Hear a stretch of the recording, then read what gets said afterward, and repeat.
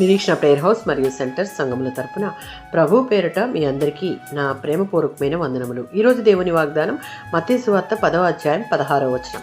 పాముల వలె వివేకులను, పావురముల వలె నిష్కపటులున్నై ఉండుడి.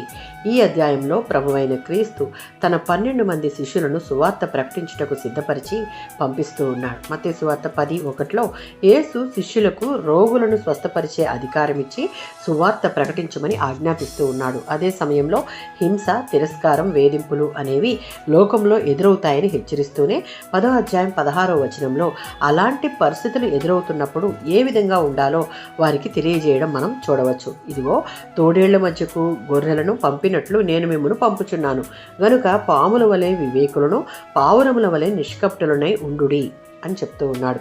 తోడేళ్లు హింసించే స్వభావం కలవి, గొర్రెలు సాధు స్వభావం కలవి, బలహీనమైనవి. వారి మధ్యకు శిష్యులను సేవ చేయడానికి, సువార్త ప్రకటించుటకు వెళ్ళినప్పుడు ప్రతిబంధకాలు సహజంగానే ఎదురవుతాయి. అలాంటి సమయంలో పాముల వలె వివేకం గలవారిగా, జ్ఞానం గలవారిగా ఉండాలి అని చెప్తూ ఉన్నాడు. పాము అప్రమత్తంగా, జాగ్రత్తగా ఉంటుంది. సువార్త ప్రకటించే క్రమంలో ప్రతి సువార్తికునికి జ్ఞానము, వివేకము, వ్యూహము అవసరం అని అర్థం. పావురముల వలె నిష్కపటులు అనగా పావురము శాంతి, స్వచ్ఛతకు సూచన. దాని అర్థం క్రీస్తును ప్రకటించే శిష్యునిగా కపటత్వం లేకుండా పరిశుద్ధంగా ఉండాలి. ఈ వచనం నేటి శిష్యులుగా ఉన్న ప్రతి విశ్వాసికి 3 సత్యాలను చెప్తూ ఉంది. ప్రపంచం ఎప్పుడూ సువార్తను అంగీకరించదు.